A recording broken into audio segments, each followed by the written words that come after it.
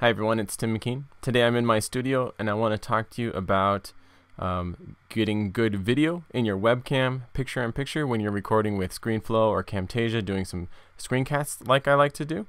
And as you can see in the picture, I don't know if there's going to be audio sync issues right now because I've got too many things running at the same time. But as you can see in this picture, so often when I see picture-in-picture with webcam video, we get some really bad webcam shots. Usually maybe it's overexposed. Like right now I'm seeing my image here is completely overexposed. It's too bright and out of focus. It's a little bit of a dingy color.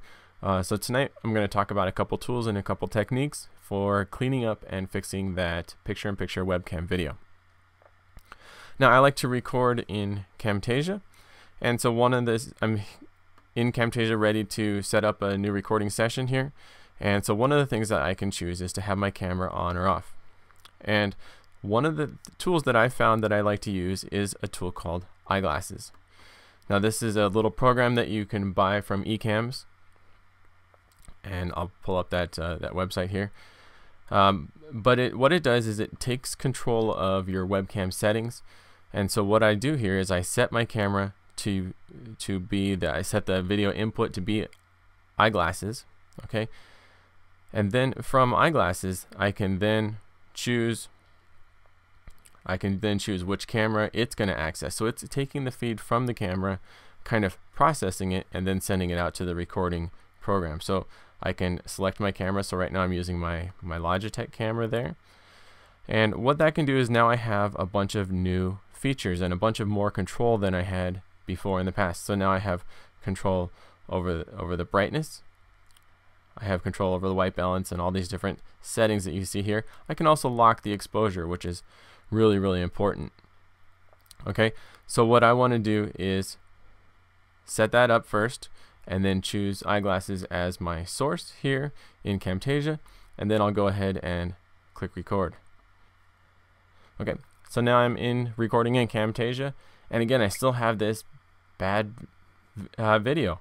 And the problem is that if you get your settings set correctly before you start recording in Camtasia, I've had this issue with both Camtasia and with Screenflow, that sometimes initiating the recording kind of resets the settings. So what I like to do is, what we're doing now, is get the recording started, and then I would come up here and hit pause recording. I'm not going to do that now so that you guys can see what I do, but normally I get the recording started and then pause it.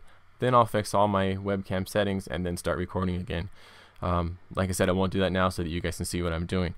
So I don't get a preview image anymore once I've started my recording. So what I'll do now is I'll launch up QuickTime and start a new movie recording. And now I get a preview image. I can see myself there, and I can see what those video settings are going to look like. And so the first thing I want to do is make sure I'm on the right camera. Obviously, I like to adjust the sharpness. It gives a little bit more focus there. But the biggest thing is to fix the exposure. Right now, you can see in my head that the exposure is way off, right? So that's really easy to do if I just grab a piece of paper, and you'll notice as I hold up this paper, it's going to change. The camera is going to adjust because now there's a whole lot of more white in the shot. Okay, if I hold the paper closer, it really darkens down the background. If I hold it back here more, it brightens up the background. So what I want to do is I just want to kind of use this paper to manipulate the exposure of the camera. It's trying to auto expose, and it's trying to get what it thinks is the right thing. So I'm just going to hold this up for a second until I get the exposure right where I want it. Darken it just a little bit, and then I'll lock it. Okay, so once I've got that exposed correctly now, and I've locked the exposure, now it's not going to change anymore.